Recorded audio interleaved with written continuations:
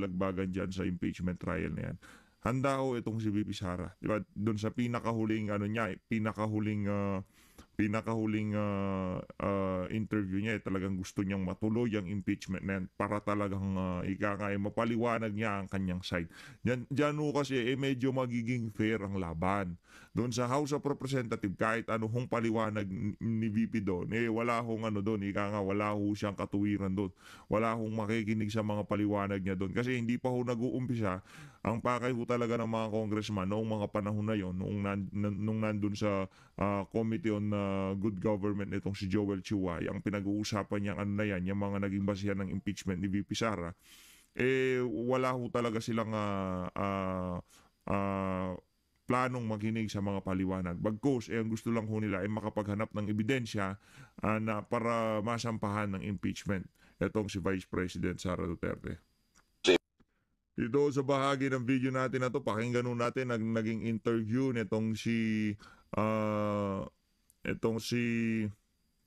George Garcia dito kay Ma'am Pinky Webb. Ba kayo? Nakapagpahinga na ho ba kayo? Ay, hindi pa po Ma'am Pinky kasi po pagkatapos dito po ng ating national and local elections, tuloy na po kami sa paghahanda naman din kasi kasabay din naman po. Maliban sa binanggit nyo na barangay and SK elections, meron po tayong Bangsamoro parliamentary elections na October 13, Ma'am Pinky, and therefore hindi po pwede tayo mag-relax o magpahipahinga kasi po 5 months lang po ang nabigay sa atin na palugit para mapaghandaan yung napakalakit, napaka-importante na Bangsamoro parliamentary election. And syempre po, yung naman pong manual na election na barangay and SK na naman ng December 1. Yeah, to be clear about that, ang mangyayari ho kasi for the December 1 barangay and SK elections, this is going to be manual voting because, as you mentioned in the past, you need a law for this to be automated. Tama po ba, Chairman? Tama po kayo, Ma'am Pinky. Although nagpa-pilot test tayo noong nakarang barangay and SK, 3 areas dyan sa Dasmariñas, Cavite, nag-pilot test tayo ng automated election. Napakaganda kasi 30 minutes lang, alam na kung sino yung barangay chairman, barangay kagawad at saka yung mga SK. Kaya lang kung ito pwedeng gawin natin sa buong bansa, mukhang talagang dapat pong kakailanganin ng batas para po maisagawa po natin. Pero kung gusto rin po naman ng iba, yung hybrid election na pinupush ng iba na dapat may manual tapos may automated, wala rin pong problema yan. We can do that if only there is a law that will allow the COMELEC to proceed with that kind of setup. Maybe it's best to help us understand why the elections, for example, the midterm elections or the national elections, are fully automated. Yet, pagdating po sa barangay and SK elections, ay mano-mano pa po. Yes, Ma'am Piggy, only because of the law. The law provides that yung Republic Act 9369, yung automated election law, sabi, basta pag national and local election, kinakailangan automated dyan. Pero meron naman pong batas naman, yung ating Omnibus Election Code na pagka po barangay and SK elections, yan naman po ay manual. So it's just a matter of amending the law. Alam niyo po, in all fairness, kahit sabihin na natin madaming issues at madaming pinupukol na mga bagay-bagay sa automated election, pero Ma'am Pinky, wala po tayo kahit isa na failure of election nitong national and local election. Ibig sabihin, ang problema kasi, George, hindi nyo papahintulutan na magkaroon ng ganon. Ang kabuuan ng eleksyon, napakalaking failure niyan. Ika nga, na binigay ng mandato sa inyo ng sambayan ng Pilipino para bantayan ang boto ng bawat isang Pilipino. Paano ho tayong hindi nagkaroon ng failure? Mantakin nyo ho yun. Mahigit 16 million na boto overvote. Ha? Yan nung si Chito ay yung nag-post nung kasagsagan ng eleksyon. Binilang ho niya, syempre yun ho medyo malalim sa politika, kaibigan nitong si Mayor Baste Duterte, talagang binilang niya kung ilan yung mga binoto niyang senador. At pagpasok niya dun sa makina, overvote po. Overvote ho yung bilang ng makina dun sa kanyang balota. Ilang milyon ho yung mga naka-encounter ng kahalintulad na pangyayari doon kay Sir Chito, mahigit hong 16 million. At yung 16 million na yung karamihan ho sa mga nagsasabi na overvote sila, Bagkus, 10 lang ang binoto nila, mga kandidato lang ni dating Pangulong Rodrigo Duterte, mahigit 16 million.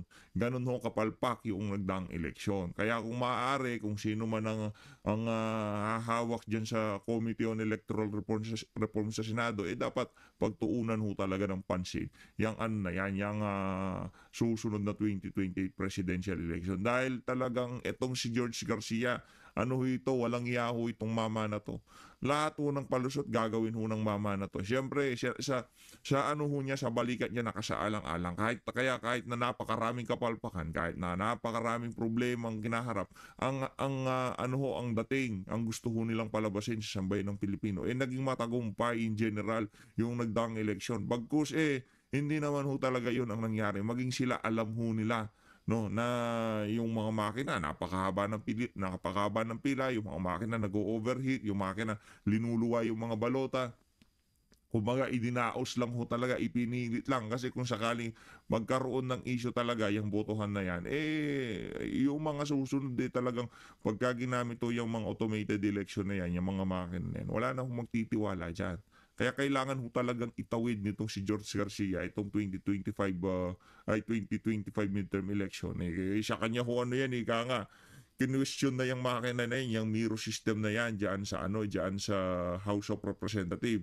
Yung Miro system ho na yan, unang gamitin, unang ginamit sa ating bansa. Wala ho silang experience sa kahit anong bansa na ginamit ang ano na yan, yung mga makina na yan para sa kanilang eleksyon. Nakasaado, kung di ho tayo nagkakamali, nakasaad sa batas, kung gagamit man tayo ng sistema ng diyan sa automated election, kung sino man ang aarkilahin ng pamahalaan, dapat at least merong experience na yung mga makina na yan ginamit na doon sa mga nagdaang eleksyon sa iba't ibang mga bansa. Doon pa lang ho sa condition na yon, meron na hong problema yung Miro na yan. Kaya nagtataka ho tayo kung bakit pinilit. At ngayong mga panahon na to, napakarami na hong nagrabas ang post sa social media, pero pinipilit pa rin ho na naging matagumpay daw in general yung nagdaang election. Mahigit 16 million overvote. Kahit tignan ho natin ang kasaysayan ng pagboto, wala hong ganun karaming overvote. 1 milyon, 2 milyon, 1.5 milyon, ganun lang ho. Pero yung 16 million overvote, ano ho yun, ika nga, unprecedented yung bilang ngayon. Sabihin lahat ng presinto natin, 94,000 precincts, nag-function. Number two, in just a matter of the night of the election, nakapag-proclaim na po ng mga mayors Yung po mga governors, probinsya, the next day, naproklama na rin po kaagad at lahat-lahat. Yun nga po mga senador natin, na tapos ang ating canvassing in just a matter of 3 days. So try to imagine, ma'am, kung yan ay automated, hindi na po natin kakailanganin pa maghintay ng matagal. May mga ballot snatching, may mga talagang threatening, violence, terrorism that will be committed against electoral board members or board of canvassers. Dito po sa nangyaring automated, wala pong ganong klase na mga pangyayari. Marami lang overvote, no? Marami lang overvote. At yung overvote na yon, yung 16 million na yun ay mga Pilipinong bumoto. Yun ay mga sagradong boto na hindi nabantayan o hindi natin malaman kung saan napunta yung mga overvote na yun. Dahil hindi natin alam ang kadahilanan kung bakit rinihistro bilang overvote ng mga makina yung ano na yun, yung mga balota na yun. Meron ho talaga tayong problema dito, George Garcia. Ano yan, wala kaming pakialam kahit na medyo matagalan. Ngayon, kung problema nyo, seguridad, napakaraming pulis, napakaraming sundalo. Diba? Kaya nga merong absentee voting para sa panahon ng eleksyon, makapagbantay yung mga pulis at sundalo. Anong takutan, anong harassment? Walang problema nyo yan, Comelec. Problema nyo na bantayan ang boto ng bawat isang Pilipino. Yun ang ano nyo, yun ang pagtuunan nyo ng pansin. Kaso, imbis na yun ang nangyari ho mga kababayan, idinaan ho tayo sa mga makina at dun sa mga falsifikadong eksplanasyon nitong si George Garcia. Natatakot daw sila, matagal lang proclamation. Wala kaming problema doon. Walang problema kahit tumabot pa ng 2 linggo, kahit ngayon pa lang tayo magpuproklama ng mga nanalo na senador. Basta gusto lang ho natin magkaroon ng tarahan, George. Kaya ano yan sigurado ho tayo mga kababayan dyan sa Miro na yan. May kumita dyan, di ba George? Di ba? May kumita dyan sa Miro system, kaya pinagpilitan nila. Binulgar na ho yan ni Kong Dante.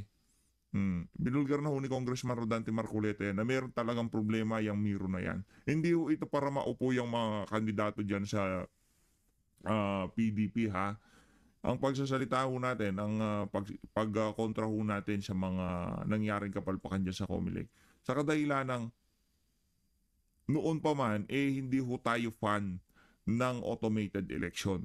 Hindi ho tayo fan yan. Tayo ho, medyo old-fashioned ho tayo, ika nga.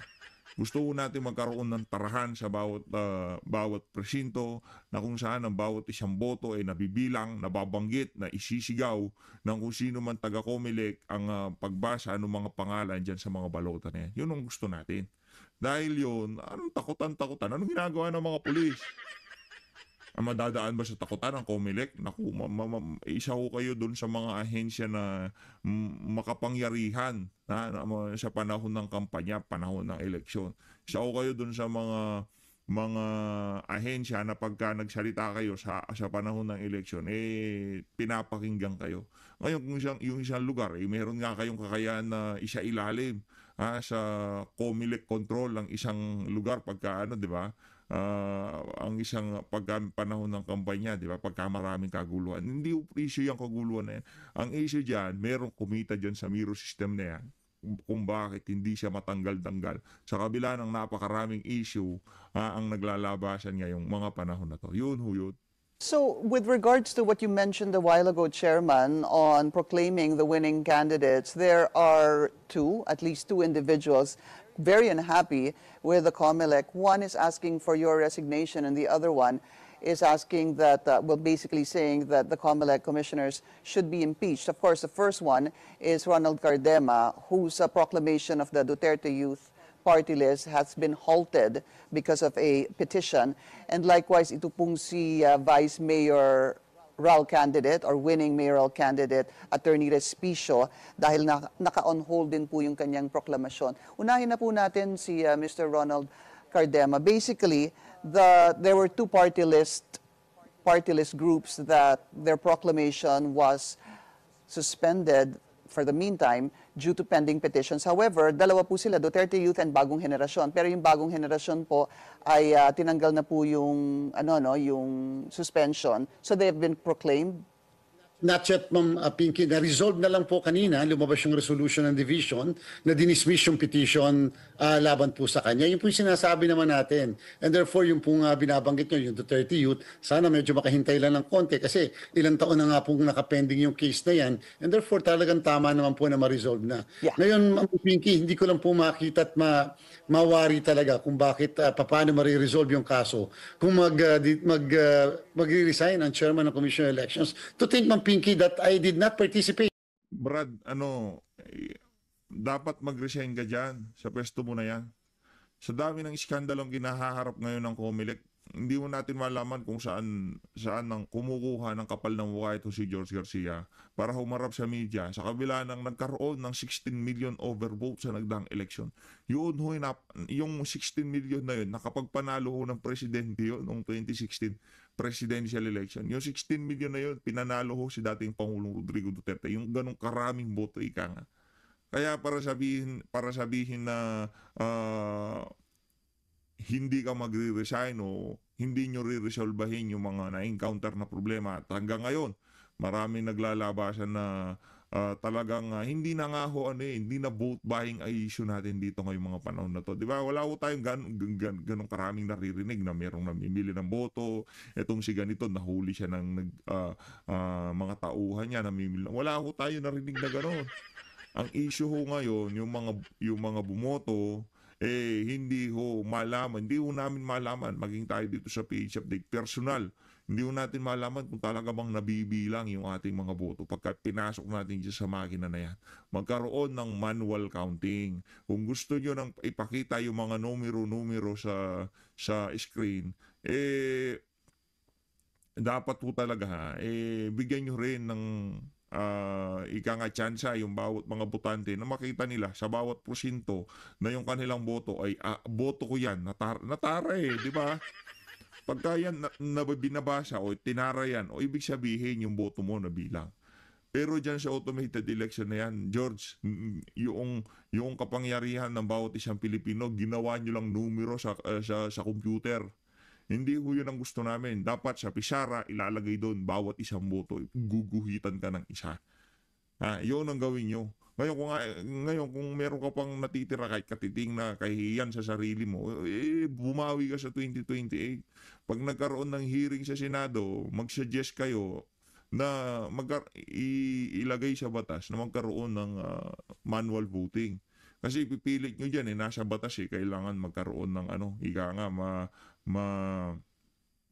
automated election talaga. Tapos, magkakaroon lang ng random, kumbaga spot check lang, hindi yung meron lang bilang na mga porsyento ang ika nga manual counting ng COMELEC. Pero wala na akong kwenta yan. Kahit na magkaroon ng manual counting, kahit hindi pa nagtali doon sa yung manual, hindi nagtali doon sa computer, papalabasin pa rin nila nagtali yan. Wala ko kayo sa akin mga kababayan. Kasi pagka nagkaroon ng manual counting, yung ika nga random manual counting sa iilang mga porsyento o iilang mga makina, kahit na ano pang maging bilang ng mga na yan, mga manual counting na yan, ibabangga ho nila yan doon sa kung ano ang lumabas doon sa makina. Kasi hindi ho pwede yan. Halimbawa sa 10 tines ho nila, yung 8 hindi magkatugma yung isinend na datos ng makina doon sa manual counting. Hindi alangan naman sabihin nila yung 8 makina merong magkaiba yung sinend nilang datos doon sa manual counting na ginawa ng COMELEC. Hindi maaari yon. Kasi anong gagawin ng mga naproklama at hindi naproklama? Mag-iiyakan ho yan. Magsasalita ho yung mga yan. Siyempre, sila, sasabihin nila, ba't gano'n, di ba? Hindi parehas yan. Ibig sabihin, yung kabuuan ng naging eleksyon, magkakaroon ho ng duda sa mga nanalo, sa mga natalo, kung yun ba talaga ang nakuha nilang boto.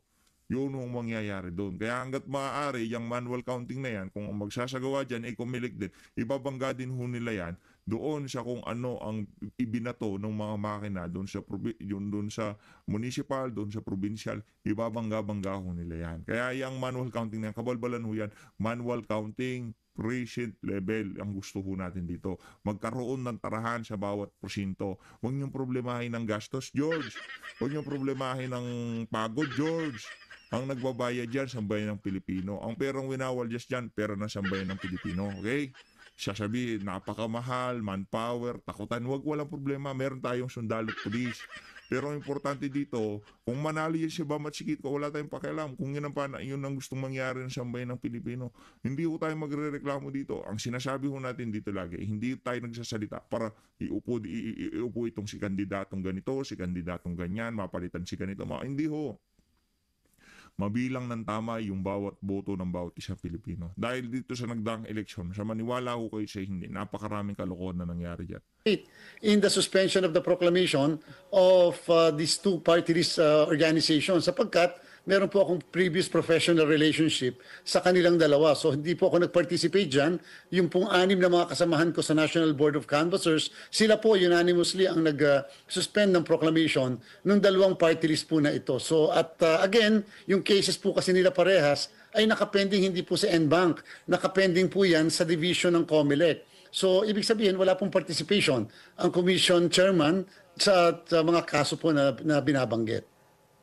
Just looking back at this issue, Chairman George, galit na galit po itong si Ronald Cardema dahil nga ang nasabi because of hindi po sa pagtuloy sa kanilang proklamasyon, ang sinabi ho kasi ng COMELEC is that due to serious allegations involving grave violation of election law that was filed by, So ang sinagot po dito ni Mr. Cardema, very serious pala yung kaso na yun Bakit yung huling hearing noong December 2019 pa? Nakalagay nung 1 month, mareresolve na nun. Bakit kalahating dekada na, di nyo pa nire-resolve? Gaano pala ka-serious? Yun lang yung kaisa-isang sinabi kahapon. Basically, let's try to understand the situation, Chairman. I also looked into this. 2019 pa ho kasi ito final ng ilang mga individual, namely Ria Magtalas, Abigail Tan, Raina Punzalan, and Ross angkos, no? Basically, from my understanding, sir, it was because of lack of publication and lack of hearing. So, but this was back in 2018, if I'm not mistaken, or 2019. Bakit ho nagtagal? Bakit ho hanggang ngayon ay hindi pa ito resolved? Ma'am Piggy, of course, I cannot answer. Wala pa naman tayo ng 2019 dito sa commission. I cannot answer for the previous leadership or membership of the commission. Siguro nga po dahil nandito tayo ngayon, sana naman po ma-appreciate yung fact that we are now trying to resolve kahit na mga pending cases several years ago. And yun nga po yung commitment natin, nalilinisin natin ang lahat ng mga pending cases sa commission. In fact, sana naman po ma-appreciate that we have an 86% disposal rate ng Commission NBank sa kasalukuyan, and therefore wala na po halos kami mga pending na mga case. Dati po nung dumating ako dito, Ma'am Pinky, 16, 19, 22 cases pa. So na-resolve na po natin lahat ng yan, kaya po ang mga pending na lang namin dito ay yan pong mga bagong kaso, at saka yan po yung mga natitira na cases po na yan. So, mas maganda na po siguro ito yung pagkatamang pagkakataon na ma-resolve yung case na to. Kasi later pa, paano kung wala na tayo dito, o paano kung magbimbi na naman po yung kaso, and therefore later po, tsaka po ma-resolve yung case. So, siguro po ito yung tamang pagkakataon, at kaya nga po sinabihan natin yung mga nasa division commissioners and members na kung ano yung mga pending cases na paki-resolve na without particularly referring to any of these cases. So, nagkataon naman po na yung palang kasong yan ay matagal lang naandyan, and therefore kasama po sa mga pinaparesolve na po nating lahat. But you were there since 2022. 2022 as commissioner only muna. And then after that, I was appointed as chairman of the commission. And after po the appointment, remember man, we prepared immediately for the barangay and SK elections and several plebiscites. So doon po tayo na-focus, and then saka naman pumasok itong preparation natin para sa national and local elections. So again, this is high time for anybody to resolve cases like this pending before the COMELEC. And I guess the question remains, sir, kung meron pong issue sa Duterte Youth Party List, paano sila nakaupo noong 2019, noong 2022, at supposed to be ngayong 2025. Again, this petition against the group was filed again 2018, sir, no?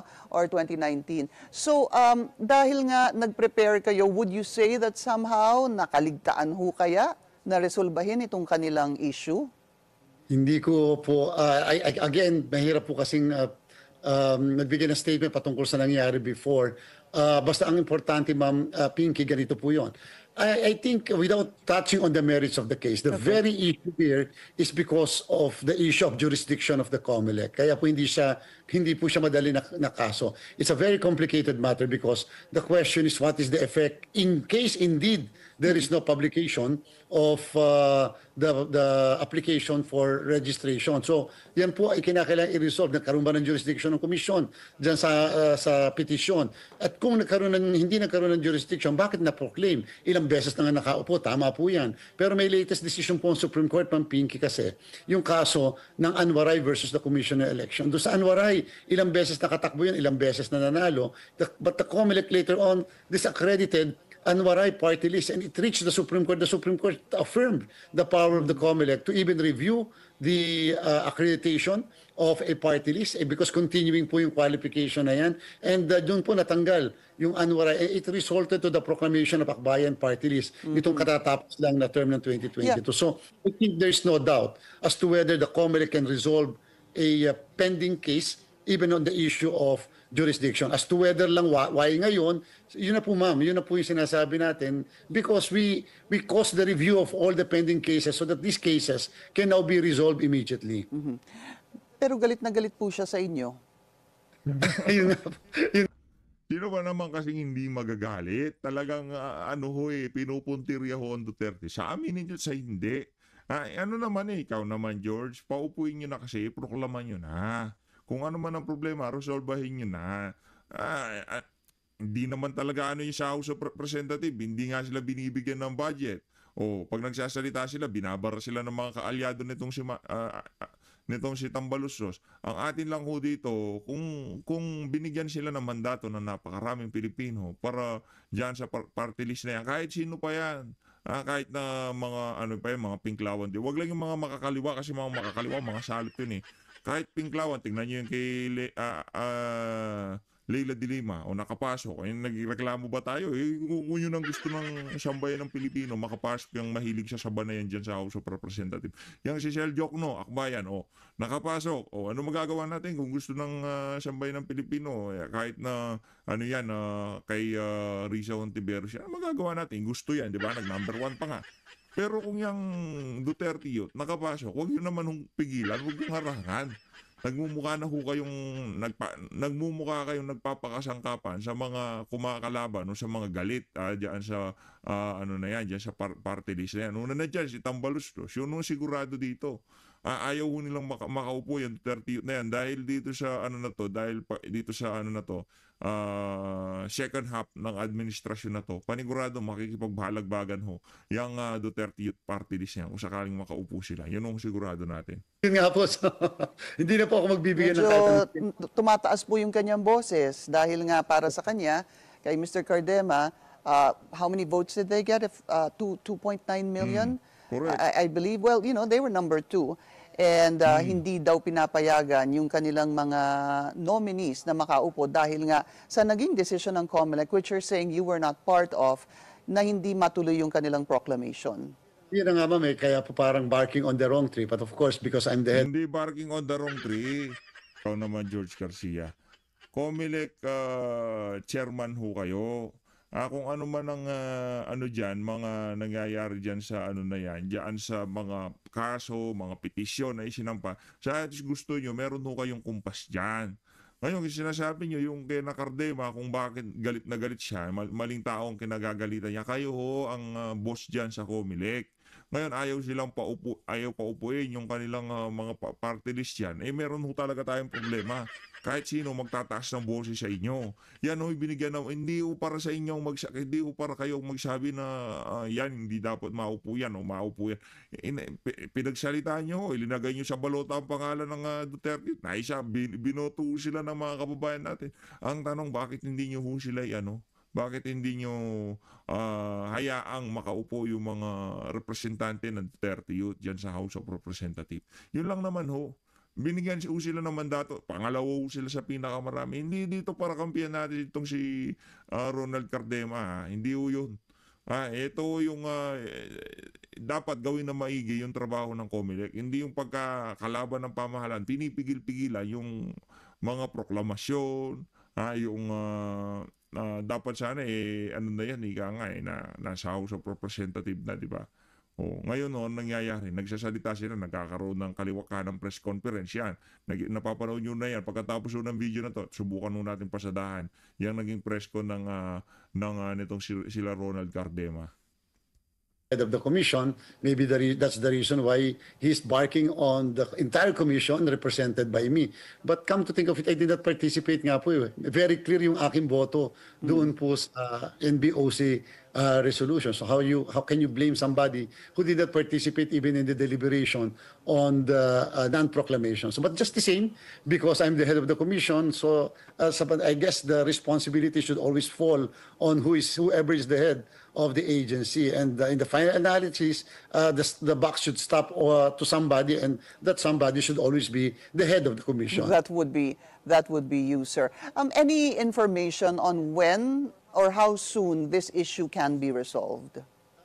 If I'm going to answer that question, although I have information, then perhaps that will be preempting the action of the division. The case is now with the division, ma'am, of the commission, of which the members of the division are practically different commissioners than the commissioners of 2019. Hindi po sila yung 2019, ito po mga bagong commissioners, and I doubt kung nandun na sila. Wala Yung pong mga natira, sir, from 2019 to now? Wala na po. Retire na po lahat yung mga nasa 2019. But would you say soon, sir? This will be resolved soon? Ganito po, Ma'am Pinky, para maliwanag.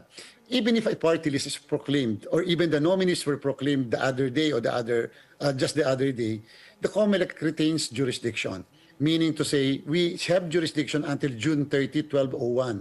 Because according to the Supreme Court in the case of Reyes versus COMELEC, yung Reyes versus COMELEC, ma'am, that involved a congressional position in Marinduque.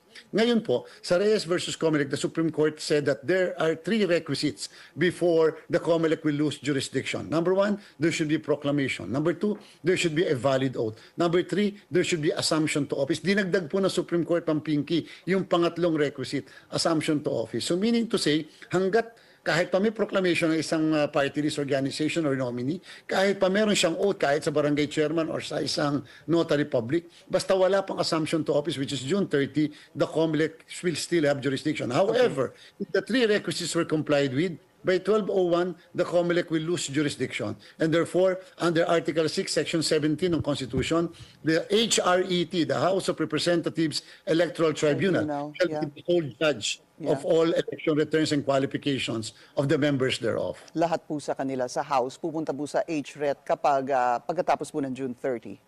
Yes, Ma'am Pinky. So, sa kasalukuyan, the COMELEC retains jurisdiction. And another one, sir, Attorney Respicio, also very unhappy, medyo mataas din po yung kanyang boses, at sinasabi nga niya na siya ang nanalo sa kanila doon po sa Isabela, and yet his proclamation is being stalled pending what, sir? I think there's also a disqualification case filed against him, and that is also pending before a division. Yun nga, Ma'am Pinky, kita nyo naman po, it's so unfair. Pero again, I'm willing to accept the reality that you will be blamed even if you are not a participant, because I'm the head of the commission, but the cases are pending in the divisions of the commission. Therefore, it's the divisions of the commission, of which the chairman does not have any participation, that will have the final say on how the cases are to be disposed of. Gusto ko lang din sabihin, Ma'am Pinky, baka kasi akalain ng mga ilang nanalo o lahat ng nanalo sa buong Pilipinas na porket nanalo na po sila, all cases should now be dismissed pending before the commission. Dapat kung may pending case, pagka nanalo na, dapat wala na po yung kaso. Hindi po. Sa kaso po ng Velasco versus Comelec involving a mayor in Sasmuan, Pampanga, the Supreme Court was so emphatic that the will of the people, even if elected, the will of the people cannot prevail over the rule of law. So meaning to say, even if you are elected, the cases will stay. Ang dami na po namin kaso, at yan po yung consistent na doctrine. Kahit pananalo ang mga nakaupo, pwede pa rin po namin silang tanggalin. Kahit nga nakaupo at nagdi-dispose ng kanilang function. Because the COMELEC retains jurisdiction, especially if the position is a local position.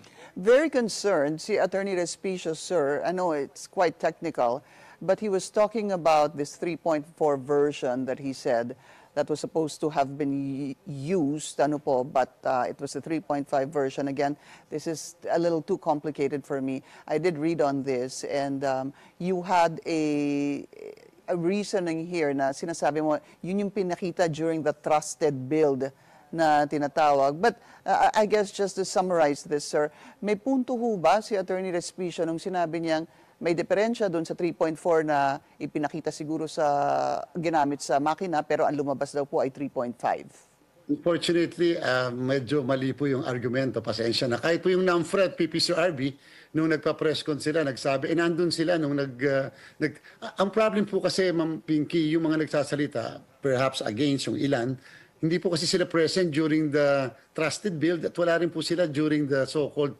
source code review, which were very important events and activities.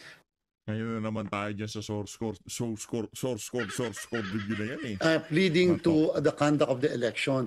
So yung pong mga sinasabi ko mga citizens and mga IT experts, present sila because not because they were invited, but because they decided to be there during the trusted build. During the trusted build, ang daming mga recommendations, ang daming mga suggestions, ito ang dapat lagay, ito ang baguhin. So ayun po ay version 3.4. Siyempre, Ma'am Pinky, kung ikaw ay nagdadrap ng iyo pong yun sa inyong programa, siyempre pagka nag-edit ka na, itong version natin ngayon, tapos inedit na, sige, finalize the edited version, magiging version 3.5 na po yun. Ma'am, yung version 3.5, Ma'am Pinky, yun po yung source code review, meaning yun yung nakita ng lahat ng mga experts, yun yung pinag-aralan ng experts for 2 months, Ma'am Pinky. Inisa-isa nila lahat yun. At pagkatapos yun din po, Ma'am Pinky, ang nalagay sa Bangko Sentral ng Pilipinas, yun po yung na-safekeep po doon sa kasalukuyan. So, yung 3.4, yun po yung before any amendments, modification,